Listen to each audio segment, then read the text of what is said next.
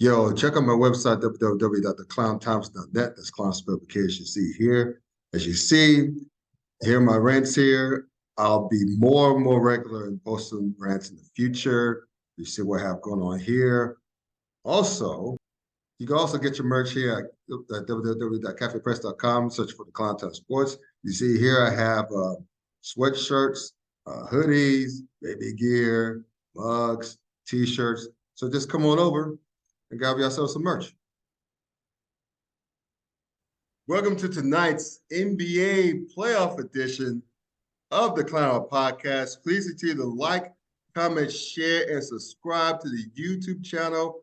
I'm almost at 660 subscribers, trying to get to that 1,000, so which will be hella awesome. But anyway, even if you do not agree with what I or my co-hosts have to say, just comment anyway. I'm petty enough. I'm funny enough. I'm entertaining enough. I'll go back and forth with you. I do not mind that. I do it on TikTok. I do it on here too, because either way, you all will be glad you did, and I'll be glad you did. And so one last thing, please continue to check me out on Facebook as well. Just type in the Clown Times, Clown Spelled K. You'll find me there as well. So I mentioned NBA. You see these two guys, so you know what time it is, so we might as well get to it. You guys, like y'all know these guys, they are my NBA buddies. That's Kevin McCune to my left and Jarrod Singleton beneath me. So, fellas, welcome back. How you guys? Doing good. I'm glad to be back on. It's always fun. It's always a good time. Yes, sir. Yes, sir. Best time of the year. It's NBA playoff season. Yep, because NBA action, like in the 80s, it's fantastic. So let's get to it, fellas. So we're in the midst of obviously round one. Like lots of game twos going on tonight. LA is playing Memphis. Memphis is kind of smacking them around right now. And there's two other games going on tonight. Obviously, Miami at Milwaukee. And I think the other one is, the Timberwolves at the Nuggets, which appear to be a little bit one-sided. But there's been lots of surprises, lots of injuries, but lots of storylines, interesting storylines. I mean, you have Miami taking game one from Milwaukee, and now that Giannis will be missing game two tonight. Obviously, the Lakers took game one as well. So, Kevin, I'm gonna start with you, pal. What is the biggest surprise right now, or sticks out to you the most, and so far in the NBA's first round of the playoffs? The biggest surprise. I would say maybe the fact that I'm not going to be picking the Bucks to win it all during the show, because I as I was getting ready, gearing up for the playoffs, right. Prior to the Giannis injury, I definitely thought that's where I would be going. I feel like that's been a big surprise. And then I think everything else I haven't been too shocked by anything. I know Phoenix dropped game one, but I mean the Clippers are a talented team that they deserve their flowers, and Kawhi is a great player, and even without Paul George, Westbrook really stepped up in game one, just defensively and pestering KD. So I'm not surprised that series is knotted up right now. But yeah, I would say, I think it's not a great answer because I'm giving an answer that includes an injury. So it's like, but that's where I'll go. Yeah, I mean, to your point about the Clippers, bro, that series of the Phoenix Suns has 7 games written all over it. I mean, both teams are good teams. I would argue. I mean, I've been disrespecting Denver all season. I'll just be real about it. I'm probably going to do something now. I just think that the Suns on paper are better. And I know they didn't have much time to gel together with KD. But I still think they're better than Denver. I think that the Clippers in the playoffs are really good. And so it's a shame that we get these two teams the first freaking round, right? So, but it's, to me, that series has 7 games written all over it, and I am here for that. So how about you, Jay? What's your biggest surprise so far? I think you might be on mute, sir. Yeah, you're on mute. I don't think he knows he's on mute. I would have to say Draymond getting suspended for game 3 is the biggest surprise for me so far. Everything. I mean, once Giannis goes down in Milwaukee, that's the kind of game that Miami's just they're gonna win. You Mhm. know, if your star player goes down in the first quarter, like against Miami of all teams, Right. Jimmy Butler's going to find a way to kind of pull out a win. Do I think they're going to win the series if Giannis is out the entire series? Somehow Miami manages to do it, but my biggest thing was I didn't think Draymond would get suspended. I thought it would just be more of a all right, well, here's your flagrant. Here's the first one. We're going to continue going on. They got a technical out of it as well. So Right. I kind of figured we would just move on because Sabonis was grabbing and pulling at his ankle, like Correct. tit, Correct. tit, Yes. tit for tat. I mean, Right. the person you're always going to get hit for when you retaliate. That's Right. always going to be the case. But I figured there'd be a loss of money and we'd move on. But I guess the league had other ideas. That being said, still don't think Sacramento is going to win the series. Hmm. You look about to say something, Kevin. I think you. I'm just saying, all right, I'll admit, like, I'm biased. There's a history, right? So, but I will Understood. say, you have to think the NBA is a multi-billion-dollar organization that fronts as a nonprofit. You have to think about the optics. You have to think about Draymond Green's history. I was not shocked. I expected a suspension. I thought it was something they had to do. And you think about in real life, in a real life context, you can't use excessive force in self-defense. And like, yeah, Sabonis, I mean, the guy's being a jerk, but I think if he just kicks at him, I think maybe we're good. But I think the way that once he got loose, the way that he intentionally came down on the chest, I figured something more was going to come of it.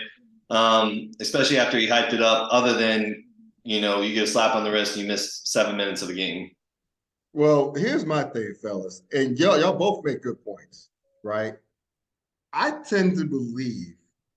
I'm gonna put my 10-4 hat on here. I tend to believe that I didn't think that Draymond was initially, and I stress initially, was going to be suspended for Game 3. He sealed his fate in his antics after the fact, right? Because remember, after you're not wrong. He got hit up with the tee. He started jumping. He did everything but rile up the circus, right? He started yelling obscenities at the crowd. The crowd was giving him the bird and everything else. But guess who was there while he was doing all that crap? That boy Adam Silver. That would be correct. He was trying to hide. The pictures of trying to hide because it was embarrassing to have been in the crowd witnessing that. So that's when Draymond went ham after the fact. That's when he sealed his fate. Because I still think that if Draymond would have put his head down, got his ass off the court like a normal person, I don't think he would have been suspended. Because Joe Dumars had that statement, right, that he took it, and I'm paraphrasing because I'm doing it all from memory. It says that his past behavior and excessive behavior in his past, they used that tacked that on. But really what that was what Draymond being an ass out of making an ass out of himself after he got teed up. That's what sealed his fate to me. I could be wrong, but because I didn't think they want to suspend the star player. Granted, he's not as good as he used to be, but he's still a star player. I didn't think they wanted to suspend the star player for a pivotal Game 3, albeit at Golden State. But still, that's now 0-2, and that's huge not having him for Game 3 though. So that's my big surprise. And Kevin, speaking of your T-shirt, I couldn't believe I didn't think of this earlier. I'm a Knicks fan. We have to be enemies in the first round, brother. Right. Right. But I think I have the Cavs going 6, by the way. I think I have the Knicks in 6, so we're. Oh, wow. We're inverse. Yeah, Yeah. I mean, we took Game 1, but I think we're such an awful home team that I think that's going to kill us in the end because we're much better road team record-wise than we were a home team. Go figure that. But at any rate, I think that'd be a great series as well. So, yeah, it's a lot of, gosh, I mean, look at these matchups, man. I mean, we talked about the Clippers and the Suns. I mean, again, it's sad to see them two in the first round, eliminating each other earlier, because I think if they were on opposite sides of the bracket, I think they would that would be a Western Conference Finals. I really believe that.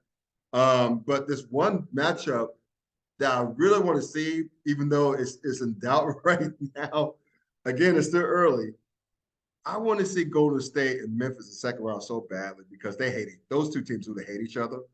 And I want to see an encore from last year's playoffs, and also the tension that's built up throughout the season. Like, remember when Golden State played Memphis on national television some weekends ago, and I guess Klay Thompson hit a shot in Dillon Brooks' face. And remember when Dillon Brooks falling back and he was going over him like that and got it teed up? I said, I love that shit. I love the pettiness. I love the vitriol. I want to see it so bad for the second round. Again, it's early. I don't think the Golden State will have a hard time winning 4 of the next 5 against Sacramento, because I think Sacramento's legit. So we may not get that second round matchup. And of course, Memphis has its own problems with the Lakers right now, Kevin. But that's a matchup I really want to see in the second round. But it looks like it's not going to happen. So, and speaking of Golden State, they're down 0-2. Kevin, do you think this is going to be it for them? Well, Scott. Uh-oh. There we go. No, you're not allowed. You are not allowed. I think the Kings have been a fearless team so far. I've been so impressed watching them. Mm-hmm. I've already admitted a bias, so you know who I'm rooting for in this one. But I think De'Aaron Fox. I didn't know. I'll admit I didn't know that had scored the most clutch points in the NBA this season until the graphic the other night when they talked about it. And he's been so good. The last time I think you had us on, I think we were talking about standings, and I admitted, I said I really haven't watched the Kings this much this year. I look at their roster, and I don't really understand the record being where it is, because I watch teams I like, and I had the Kings for me were an afterthought throughout much of the season. And so, I'll admit I'm a casual when it comes to Sacramento, and these two games are the first two. I've watched them here and there a little bit, but these are the first 2 Kings games I've watched this year from start to finish. It's been awesome just to see how they built that team and how they gelled, and everybody has a role. Sabonis is the heel. Great teams need to heal. De'Aaron Fox is Mr. Clutch for them, and you've got a bunch of other guys that just know their role. You look at Keegan Murray he's a guy he's not a typical rookie. He plays intelligently, and I really just have enjoyed watching them. And I think because they have no fear, and coupled with this Draymond suspension, I do think they get at least 1 in Golden State, and so I think they're going to take at some point in the series a 3-1 lead. Mm-hmm. I don't think Golden State falls in 6. I think they're. I mean, you look at how great Golden State is. I mean, they've got 2 of the best shooters ever, if not the 2 best shooters ever, and we could talk about that. Everybody knows that, right? And so I think the series at least goes 7. But if Sacramento continues to play as fearless as they are, I think Golden State, especially in the first round, isn't used to facing an opponent in the first round that, again, just comes at them again and again. The Kings, there's so many times where I'm like, that was a stupid shot. That was a dumb shot. But they just keep coming at you. And, right. And so that I've been really impressed just by seems like the steam train that they've been in this series, and I like all the gimmicky, light the beam stuff and that. So I'm going Kings in 7. That's pretty cool. That's pretty cool. That's the light the beam stuff. I mean, look, it may seem hokey. I know there's a lot of fans But if you know the Kings, like they had a 16, 17-year playoff drought. They deserve to be happy, right? Just let them have it. Just even if it's corny, just let them let that silly ass beam, that purple beam out there arena. You'll ever win. I mean, it is what it is. But let me ask you this, Jarrod, man. Talking about Draymond missing game 3 tonight. Do you think it's over for Draymond Green and Golden State? And I don't know. I know Draymond Green has an option, a year, an opt-in, an option year. Well, I'm sure he's going to opt in at 28 mil. But do you think this is the beginning of the end for his time in Golden State? Are you familiar with any of the new CBA at all? No, I haven't read up on it yet. So please enlighten All us. right. So now there are 2 levels in the luxury tax. There's the original luxury tax, and then once you spend over whatever it is, it'll change every year. It's a percentage based thing, but for round numbers, we'll say if you spend $100 million over what the luxury tax is, that puts you into the super tax bracket. Okay. And if you are in the super tax bracket 3 out of 5 years, excuse me, 3 years in a row. Okay. On the completion of that 3rd year, your draft pick, your first round draft pick, kicks back to the end of the first round. No matter where you land, that draft pick, if you spend into the super tax 3 years in a row, leads to your first round draft pick becoming the last one of the first round. Okay, got it. So, and that's 5 years out from when you initially hit 3 years in a row in that super repeater tax. So as of right now, there's only 2 teams in the league that are close to that tax. One of them is Golden State, and the other one is the Clippers. We don't really know when it goes in. Okay. But if it goes in anytime soon, I think that coupled with age, and I think there's a little bit of Draymond fatigue going on. Sure. I think that could spell the end of what we know as the big 3 in Golden State. Interesting. Yeah, I'm glad you feel this. I'm glad you educated us on that, because I still have yet to read the new CBA. But yeah, I mean that's pretty interesting stuff. So it's interesting, man. So yeah, I just think, man, I'm like you guys. I think it's too early to count out Golden State, right? I think that Golden State, I mean, they're champions for a reason. I don't see them punking out even in game 3. I don't see them punking out like that, particularly at home. But it's going to be interesting to see how the series progresses, because again, Sacramento has come to play. They are not just happy to be here, folks. They come to play. They're not afraid of Golden State, and it's entertaining all around to watch. So I'm looking forward to it. So right quick, before we go on, I'm going to give a quick shout out to my sponsors at betus.com. So listen up, sports bettors. Your favorite sports book, BetUS, is back for the 20th year of NFL action.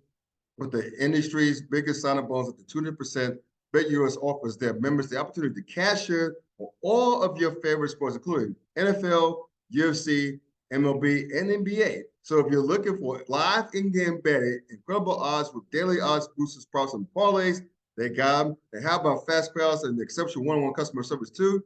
They got that as well. So log on to betus.com or call 800-792-3887. That's 800-79-BET-US. You can use the promo code TKT for the Klown times as well.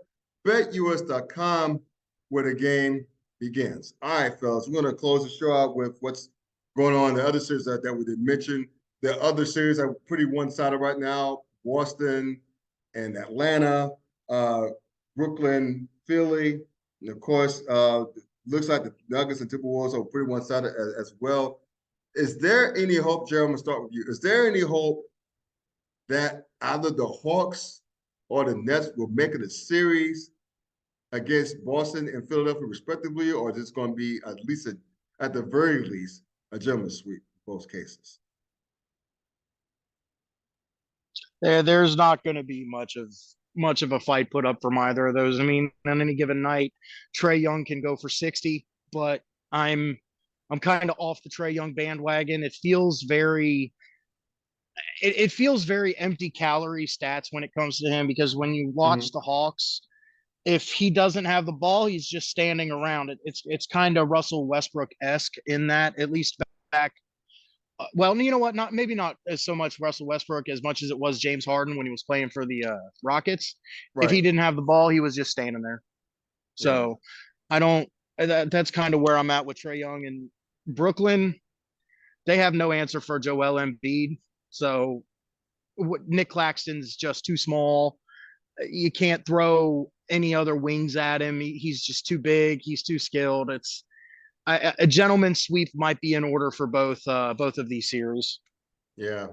And Kevin, so how about yourself? I think, me personally, I don't think it's too early to pencil in both Boston and Philly in the second round matchups against each other. Do you give either their opponents a chance, Kevin, as well, or is it just over? Might as well just back it up. No. I mean, I don't.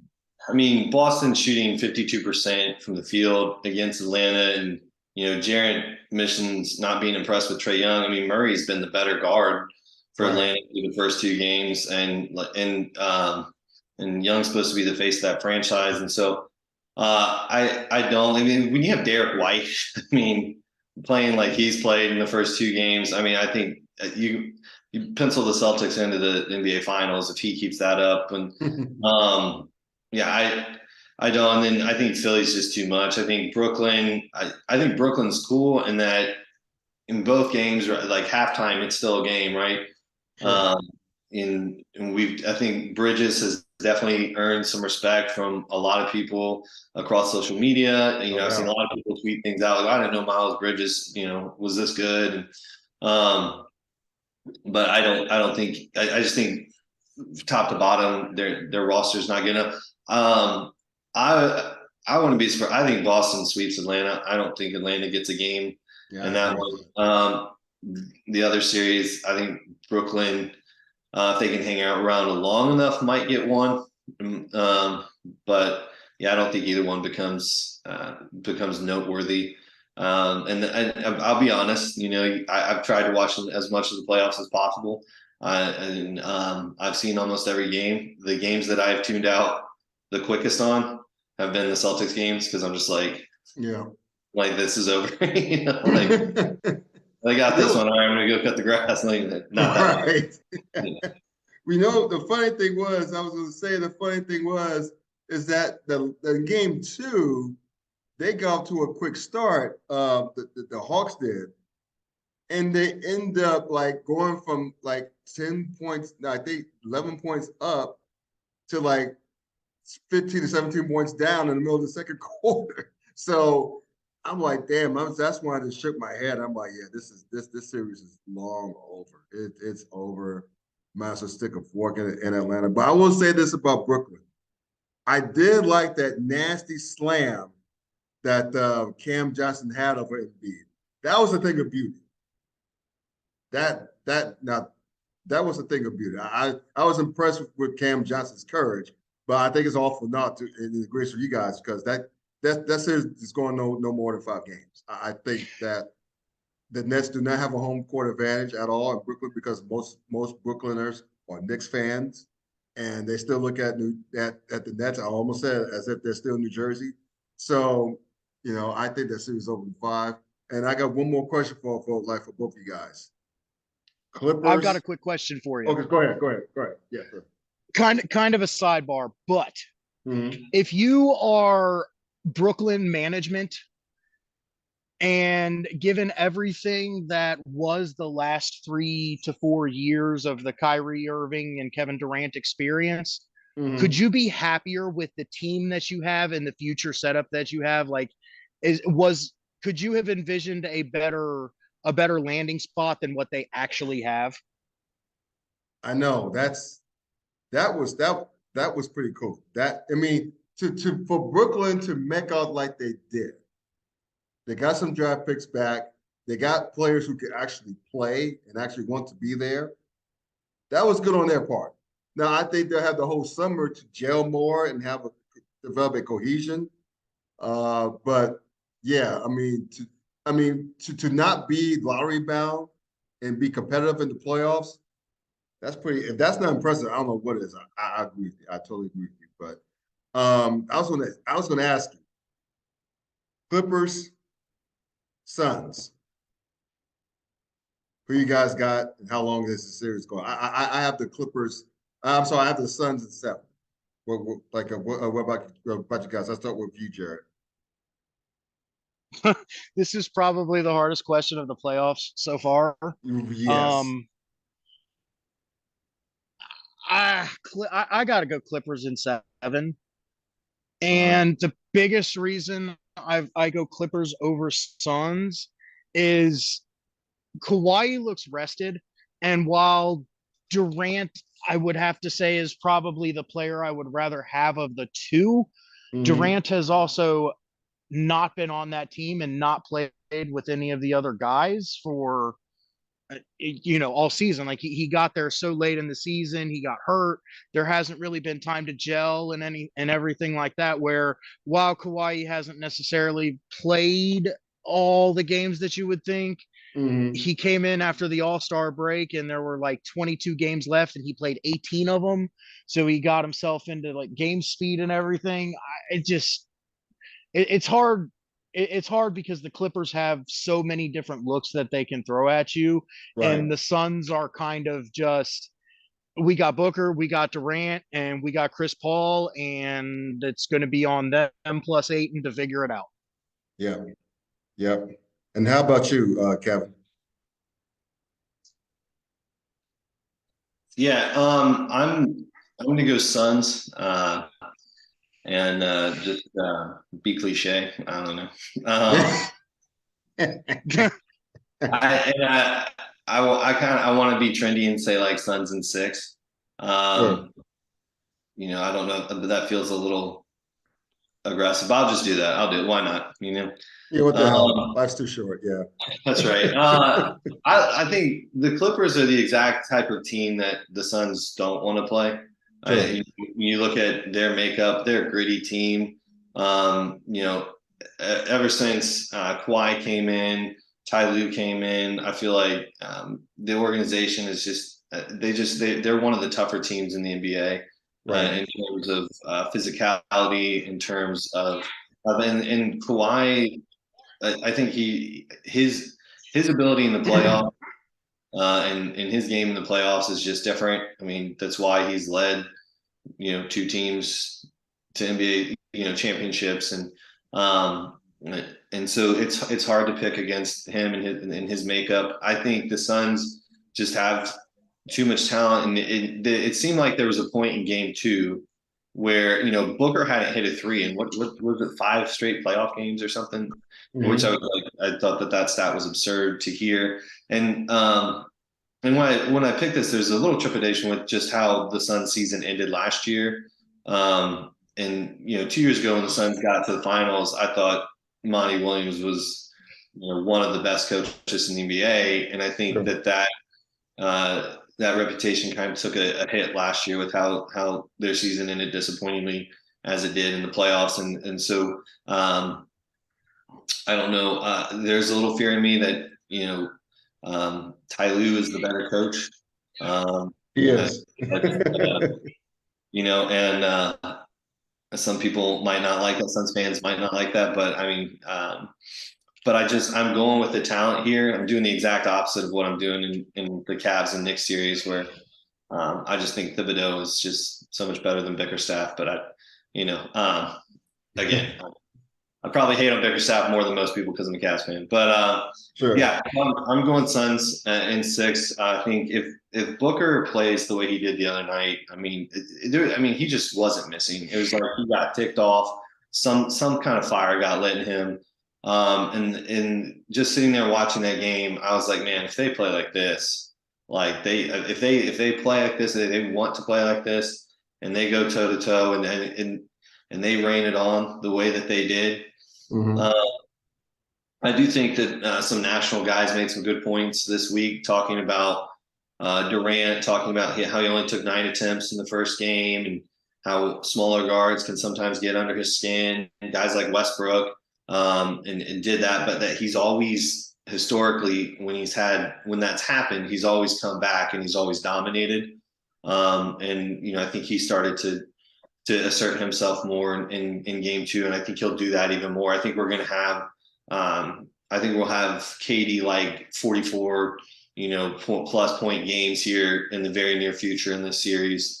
And I'm not going to pick against him, and as much as other Kawhi and Ty Lue and Clippers. Yeah, I mean, again, that's why I say it's a shame that both those squads had to go out at the first freaking round of the playoffs. Not even fair.